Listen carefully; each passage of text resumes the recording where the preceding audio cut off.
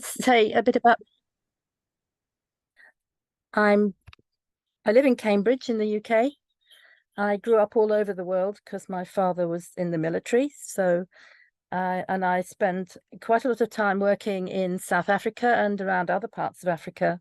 Also, I've been to Canada, to Vancouver and Toronto and Halifax, Nova Scotia, and to the US and lots of other places. And it's a real privilege to be working with you today and considering this really important issue about changing the literary and literary related doctorate. And I picked that area because my own work lands in both higher education. So I research and teach and supervise students, and also in literature. So I'm going to be talking about some work that I did with Frances Wild from the University of South Australia, an Aboriginal woman, and Josephine Nigifelua from Namibia. And we met because I was privileged to be able to be their external examiner on their doctoral theses. They have not yet met, but we have all talked to each other on Zoom, so I suppose we have met. And together we decided we would write this process up and get it published. And then also to situate it in a discussion more broadly about decolonizing the highest form of award for doing research work, and that's the doctorate, and look at it in our field, basically literary related. So this is the background to what I'm sharing with you today. So store up the questions. I might stop a couple of times, see how we go. It's got to try and make sure it moves, which it isn't doing at the moment. So Frances is a faculty member at the University of South Australia, developing curricula, supervising doctoral students, and she's a Matu woman. They're Aboriginal people of the Pilbara region of Australia. That's near Adelaide. And Josephine teaches in Namibia and is a graduate of Rhodes University, South Africa. And I'm a doctoral supervisor at the University of Bath. And our work questions about and makes a case for decolonising the doctorate, and particularly the literary related doctorate. And it starts with a bit of theory and history, because I think it's powerful if you're making an argument for change that you can find as much diverse critical background, theory and history to situate your arguments, and explores and shares the aims and achievements of Frances and Josephine in their work, and says something about the examiner role, which, like the supervisor role, is gatekeeping or gate opening and curating. So I thought of my work working with them was about gate opening and also curating, because we've worked together to put this together. So the doctorate then is powerful. It's arguably the highest educational achievement, and undertaking and completing doctorates, and I know some of you are master's students, so this is probably where you're heading, in literary studies or whatever you're doing it in, enable students to develop their research and writing practices, construct and express original contributions to knowledge. However, the literary doctorate, like all other doctorates, is constrained and a contested space where established custom and ritual ensure the exclusivity of engagement by a few on selected works in recognized forms. And I think this is probably true of most disciplines, but it is true of ours. And research and experience in decolonizing literary studies. So I've thought about this and they've thought about this before we got to thinking about the doctorate. And then doctoral learning and supervision and examination questions whose knowledge is being shared and developed and who should no longer be absent and silent, and reveals challenges and opportunities where curriculum and experience can enable voices from diverse knowledge cultures. So the questions that formed our work include: what is a doctorate, and what is a doctorate in literature or literary critical practice and literary related studies, and who produces it and who is it for? And how can we question and consider any change to this highest, deepest, largest, probably most theorized and often most constrained form in which we and doctoral students work to contest knowledge and produce new knowledge? But we must do this because it's a deeply conservative form. Both the doctorate is, and also the literary doctorate. In the summer, I saw my University of Bath doctoral students graduate, and the Prince of Wales, the new one, it put all sorts of things around their necks and everybody bowed, and I thought, well, this is wonderful. It is in Bath Abbey, which is incredibly ancient, but also it's a strange, very medieval activity. What I was heartened to see with my students and also all the other students that were in Bath Abbey was how very culturally diverse they were.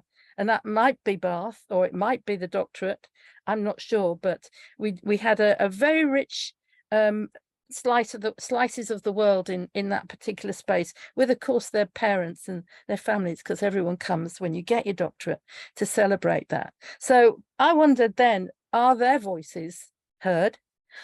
Are they constructing knowledge in different ways? Was that possible for them? But I couldn't ask them.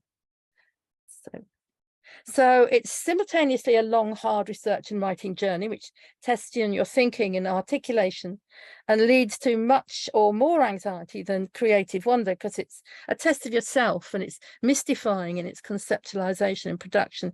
It sounds dull and overlong and it's costly, but it's also a pinnacle of achievement, widely recognized by the establishment. And sometimes your family and community quite often think, well done, I'm not sure what you've done there, but it took a long time and it looks pretty impressive. And for this intriguing mix of reasons, it must be decolonized and transformed to be a vehicle for questioning and upsetting exclusivities and opening up visions and expression and testing the established thinking, the focus, the format, the limitations on what's studied, what's created, who, by, and with, about what, and in what shape and form, shattering silences and redefining and contesting and constructing new knowledge. So we must feel empowered to change it, or it just will be an old boys' club from Cambridge. So arguing for decolonising the doctorate, Sue McKenna in South Africa emphasises its role for the public good and for individual and knowledge development. She warns of the damage of ignoring historically silenced knowledges and seeing the doctorate as a dynamic creative place for challenging established knowledge, since, as Sue says, the very nature of knowledge building is cumulative and transnational. But if we don't critically consider our knowledge inheritances, we may well legitimate the powerful of the past without making use of those knowledges that have been sidelined. And she moves beyond decolonising knowledge and content to consider the broader curriculum and the need for supervisors to develop different practices, and for doctoral students to build communities, engage in project groups and embrace interdisciplinary work, because these also challenge that kind of insular singularity of doing a doctorate. When decolonising the doctorate, the curriculum, knowledge content, focus, research and writing practices, supervision and examination are all reconsidered. How are we doing it? Are we enabling? Are we aware of the differences? And Australian Catherine Manatunga considers decolonising supervision and doctoral forms and speaks of supervisors supporting students' use of varied textual, visual and creative forms, including personal and community stories, parables, poetry, dance, performance and artwork, and encouraging time maps to locate and share intellectual, cultural histories and geographies. I'm going to step back for a minute and say the first time I thought about this was because I was working at my previous job, which is the other university in Cambridge, it's called Anglia Ruskin, with a wonderful woman called Carol. And Carol was West Indian in origin, and her doctorate, which was in geography, a kind of environmental geography, took place by her living with First Nations Canadians up above Vancouver somewhere. And at some point she was working in my office, because we gave her office space, and I found out what her work was about, and I ended up being her internal examiner. And it was wonderful to look at the maps and charts of where people were placed. And she also said something really important, I think, when she was talking about her work. She went to live with the people who she was working with, and they said they wanted her to be a voice to take back their experiences. And I think that was a very powerful and respected position for Carol to be in. And so I always wanted to come to Canada, and I have, but I haven't been to First Nations areas. So we're looking here largely at the literary and literary related doctorate, and we see it as a contestation of established and development of more decolonised voice, form and focus. And so we're going to look at Frances and Josephine and what we've co-published a bit.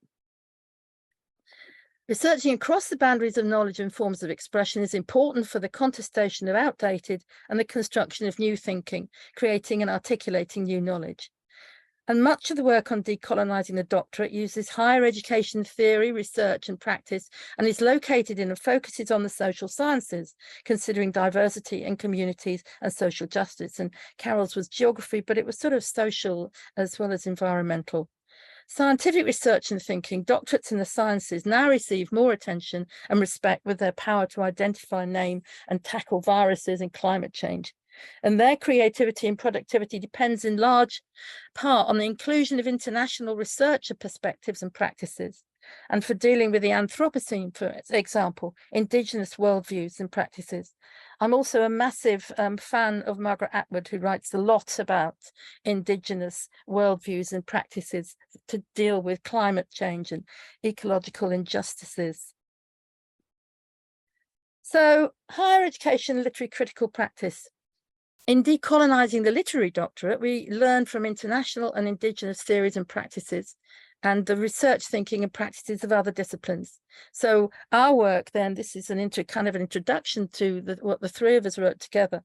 It combines across the disciplinary writing boundaries of higher education and literary critical practice, and is personally influenced by two quotations. A student co-researcher focusing on the curriculum exposed the one way. So in a big project that I was part of in South Africa that had 72 students as co-researchers. So one of these co-researchers, a South African student from a rural background, looked at the exclusive problematic process of conforming. And she was talking about the adaptation necessary to blend in higher education. And what she said is, we have to change. The curriculum remains the same. But that project argued, and we argue that that's wrong. The curriculum needs to change, and the people doing the teaching and the way in which they teach and what is seen as constructed knowledge at the end of it. So that's one quote.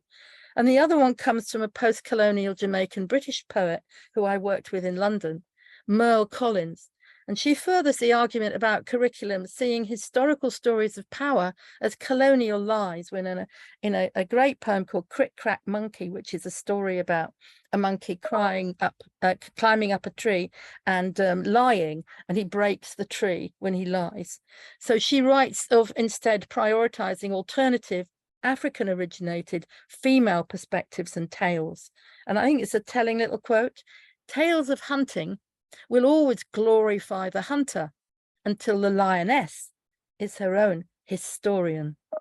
And that argues for people other than the big white hunter to be heard, and women to be heard, and Indigenous people to be heard. So have a look at Merle Collins if you get a chance. So she builds on Chinua Achebe's work and suggests changes of perspective and focus and voice. And this speaks directly into the context to decolonize the literary doctorate, the histories and texts on which it builds, the changing landscapes and mindsets it validates, the voices and forms it enables and empowers. And the literary doctorate, the literary related doctorate, works with the laboratory of the mind, with history and the world, and with words.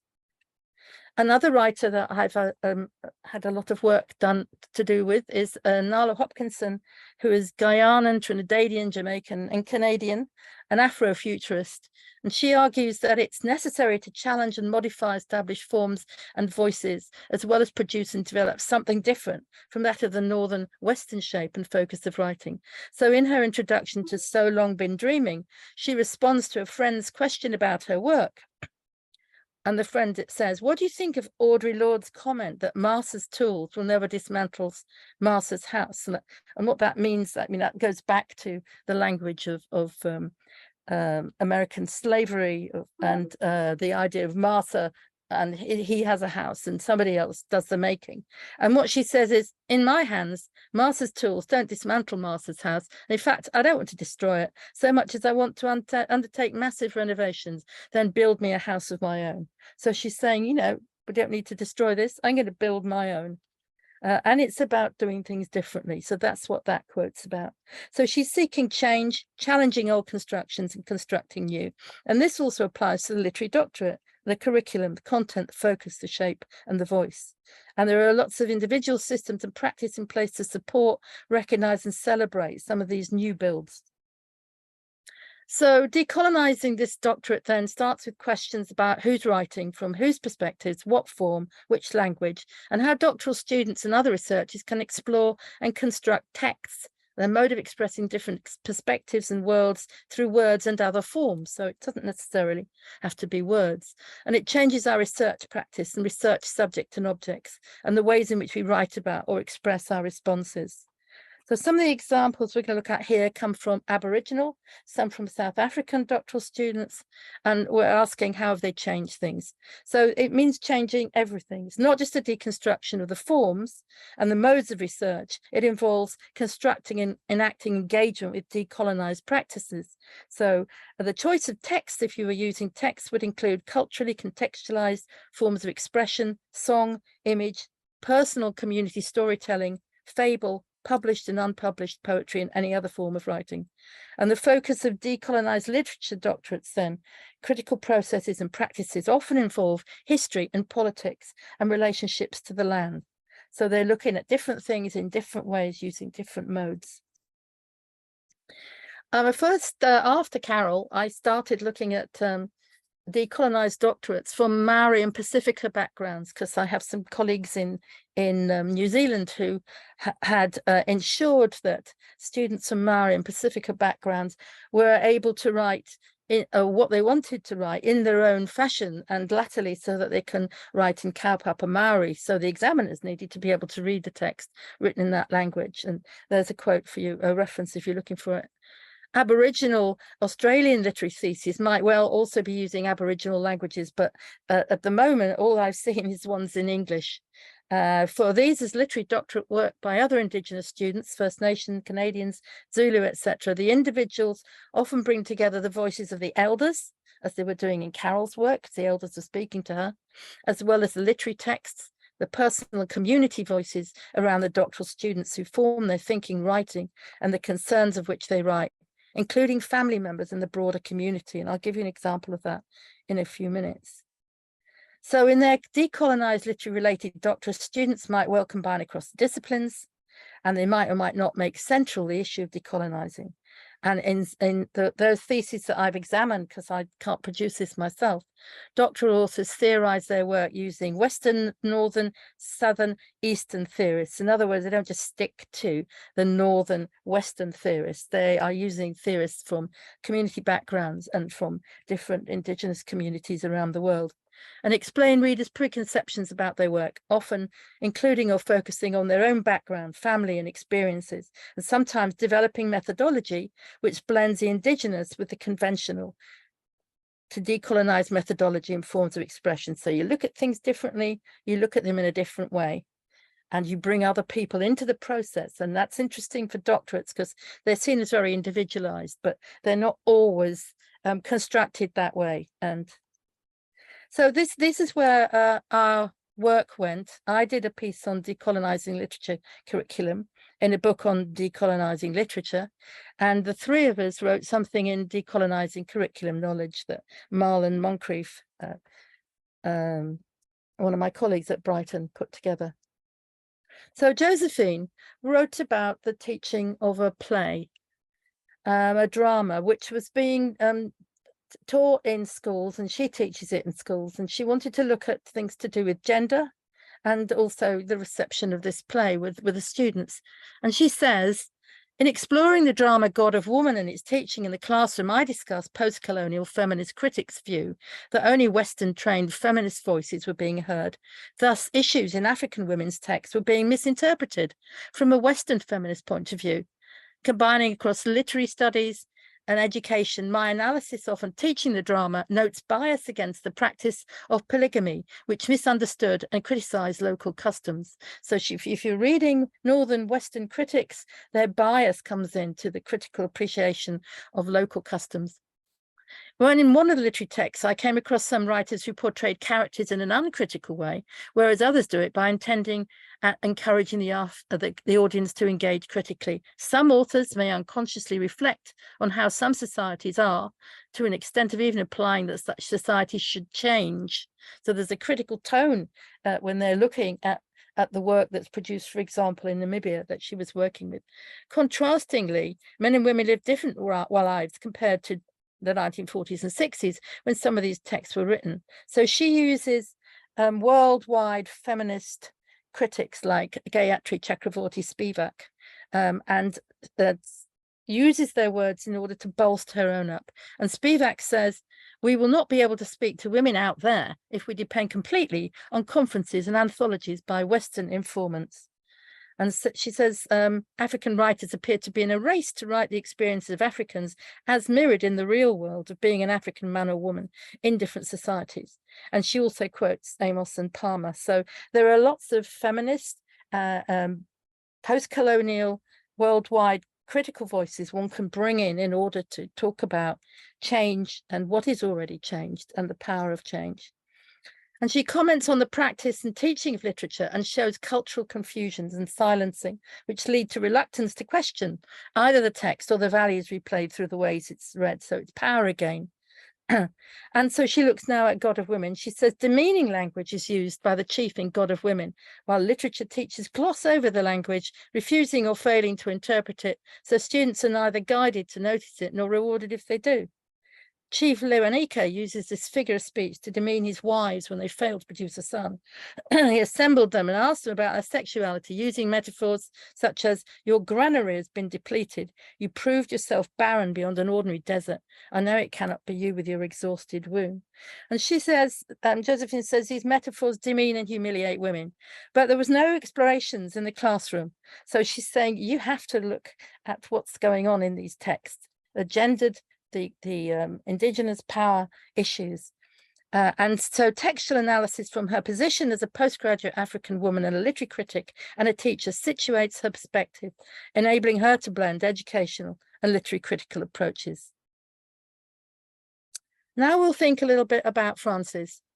So this is the picture she sent when I said, please contribute.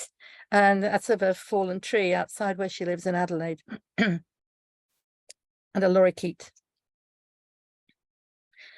So Frances Wilde wrote story work into her thesis. And she says, what advice do I give others who want to take up story work? So we've got story as a way of exploring complex issues here. Within the academy as a method, my instinct through the principles of respect, reciprocity, and relatedness is to start quoting the work of those I hold in high esteem, who taught me how to be a story worker, or to start a new story that describes my current life and lessons.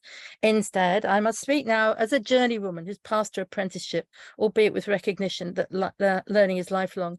So I turn to those I've used my work within collaboration, or those I've never met, but through a citation search. Ramsey's First Nation stories that she talks about, to introduce a chapter on storytelling and the use of reciprocity and of multiple voices when writing the narratives of Indigenous peoples. And I think that it's narrative that comes first in the understanding of story work, here seen in another scholar taking up the work. Quote, as Somerville and Wilde state, in using narrative, we can move beyond simply telling stories of hardship. We can move into a space where Indigenous knowledges are valued. In trying to form this paragraph, I'm trying to get the courage to say that I want my legacy of embedding story work within the academy to be a performance of freedom, liberation, and praxis. I want to say something in a little voice, as one of my supervisors would say. I want to say that I want my legacy to be that which touches the coattails of those who gave me a legacy. It's storied for me, alongside the voices of mine within the references above, are those who left me a legacy: Homi Bhabha, Toni Morrison, Linda Tui-Smith, Joanne Archibald, Marie Baptiste, Paulo Freire, and Doris Pilkington. So she's saying my background and my right to speak start from these writers from all over the world, and not necessarily from some of the writers she might have been told to use in her work. What advice do I give those who want to use story work as an academic method?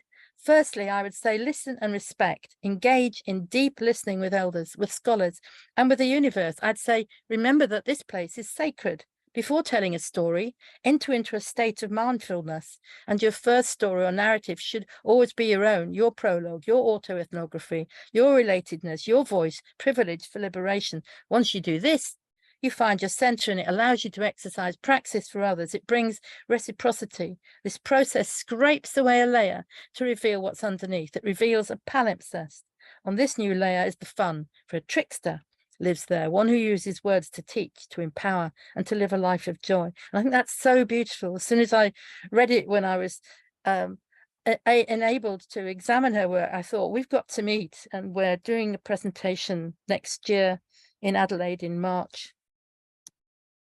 So she does critical analysis, and she talks about finding a way to shine a light on the layered way of being, the self that was born from an irreconcilable past, from an Aboriginal mother and a non-Aboriginal father, and that I'd find under this overwritten layer deeper knowing of my Aboriginal self. Perhaps that's what I thought I'd find. Perhaps I thought this process would take me home to my ancestral country, where I'd be welcomed with open arms into its spirituality. This didn't happen. There was no uncovering of a family truth, no journey home. It covered another way of being, the first story for the self. So she didn't just explore history, she was exploring herself. And she uses the idea of a trickster, sovereign woman, warrior spirit, and the work of Tracy Bunda. And she notes that to build my research position between two cultures, I have to move, to fly. And so once again, I experienced the work in a more connected way, navigating my way forward to land like the Murray magpie in the right place. This is part of my ontology. The story must be mine to tell, and the research must work within my life, and so vice versa. And she also acknowledges her family. Family is important to me. Family members are tied up in my story, with me as I work, or missed as I travel to other places. Now, there's lots more of this, but I wanted to just give you another example. So I said the first work that I saw was Carol's work with Indigenous First Nations people, and it was geography. And then the next thing that I saw was the Maori work written in Maori. And then the next thing, I was up in Darwin at a university doing some work, and I found Linda Ford, who worked as an administrator in the office and had done her PhD at that university. So she's an Aboriginal Australian PhD who wished to explore issues to do with relationships to the land. And she found that using traditional artistic expression coupled with community and family supervision and support, and a conventional enough PhD shape, so the whole thing looked like, you know, the usual bound PhD, black with gold letters, but there were other bits attached to it, if you like, not necessarily within that shape, enabled this research, her theorizing, her engagement and expression. So this is a really liberating version. So she had a moment when she realized she was producing creative hybrid work, and she also that she should be talking for and expressing the voices of her community and her family. And she was talking to her supervisor one day, and she said, that's all good, but how am I going to pull that together? And she said, the supervisor, that's for you to decide. You have to find the right words to recapture the Indigenous thinking. So I thought metaphors, analogies, and those sorts of things. And in the end, I stuck with the metaphors because that seemed to fit the stories for each side. So we had people who are responsible for looking after those places. So these are religious, spiritual places. So there's a whole set of Aborigine society rules and protocols. And I thought this is really interesting because I don't think any Indigenous people have done their PhDs thinking about all of these things before and choosing them. And that's when I started doing the paintings. And I said to my mum about the time my auntie used to paint all the artifacts and do the weavings and stuff. And she said, all right, then I'll let you do that. So that depicts what we call here the wet season. And that's looking for the southwest when I was painting that day. And I was standing at a particular place. So the first that I met of Linda's work was 2 paintings. And for her, she needed to produce the paintings. She needed to bring the whole family into her work so that she could write what she was doing from a family, from a community background, and using more than just, you know, the typeset words in the black bound thing. So try and move this. I can't move it. Okay. She said she's working in something other than the history and the models of Western academia, but something that's part of our Aboriginal life. So when I was asked the question once, is it just another academic artifact? I said, no, it's not, because my mum sang this thesis with the paintings that I did, and my daughters danced to it while I painted bits in between, and now it's become a pathway for my family, particularly my daughters, to be able to integrate successfully. So they understood what the ceremony is and what it means to belong to the country and how to engage with people in the country and extended families through the ceremonies and what it means to come into a university environment. So she saw engaging the family, the whole community, but particularly her family, with her PhD production, and also using dance and song and artwork, and brought them into the university environment and brought them on that path to knowledge themselves. And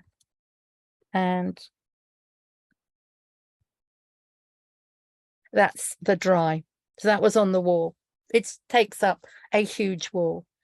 So it's possible to take your own lived background and stories and to change the form of this rather dry model, this dry master's model, or this rather dry PhD thesis model.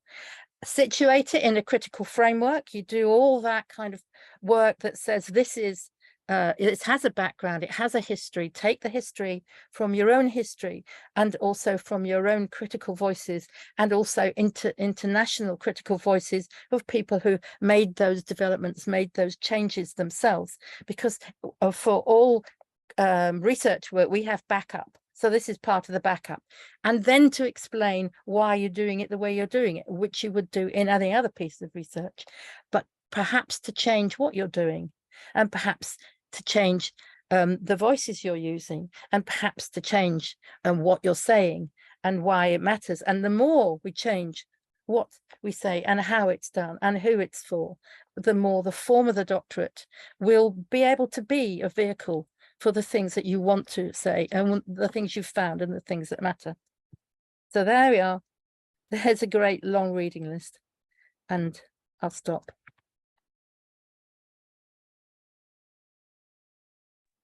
Thank you. So thoughts. Yeah. Thank you. Thank you so much for such a amazing presentation.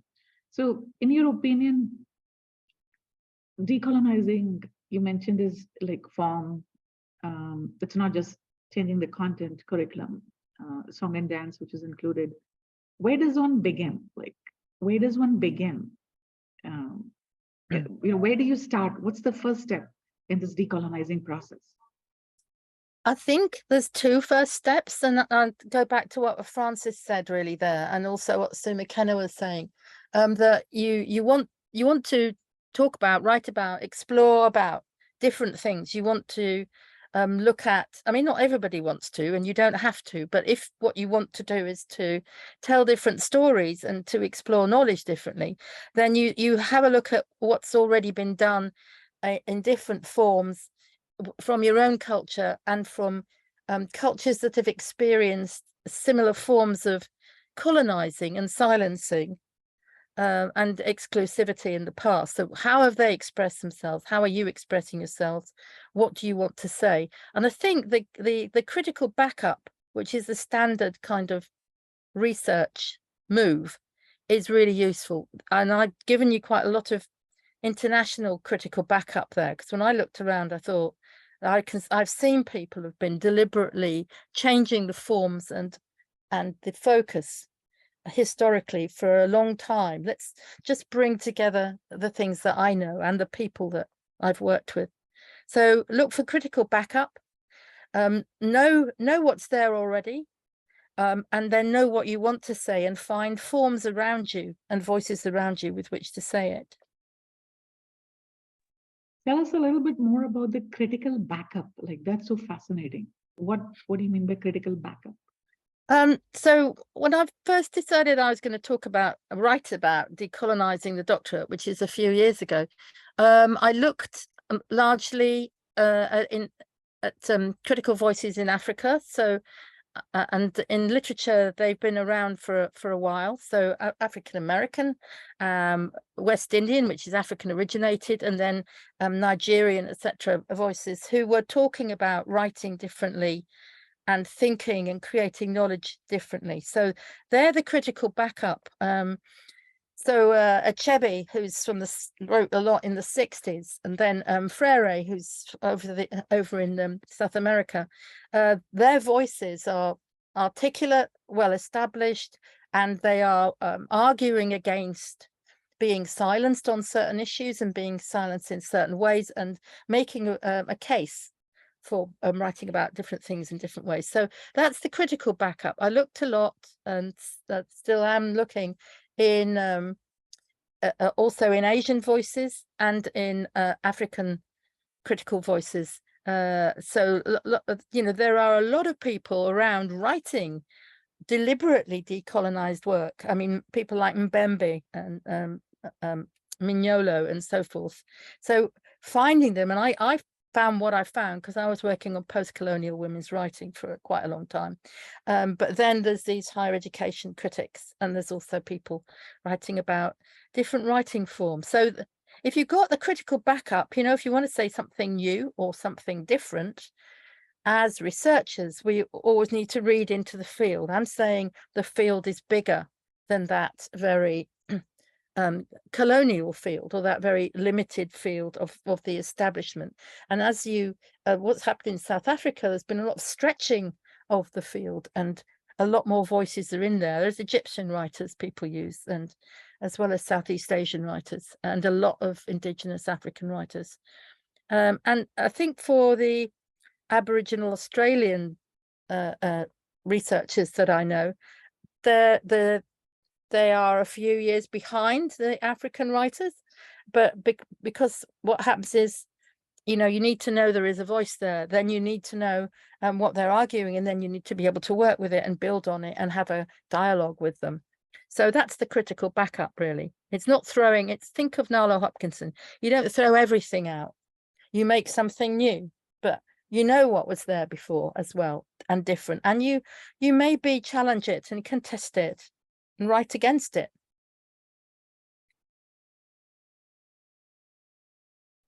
That's really totally creating a new path. Actually, it's creating a new field. And then if you look at how you created it, it's a new way of doing, creating knowledge.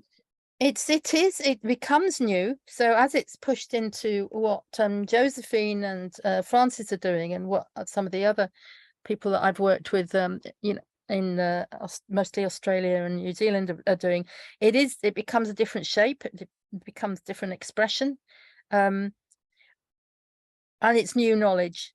But they too recognize, if you like, the elders of the historical construction of the disciplines that they're working in, and they have a dialogue with them, and then they change things and say things differently, and then others can build on what they've done.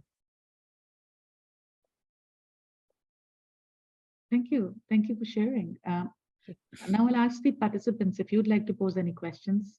If not, then what is one thing that stood out to you? Audrey or Ms. Foggin, go ahead.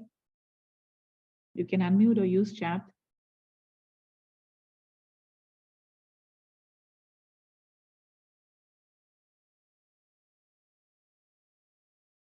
Fran, are you able to unmute?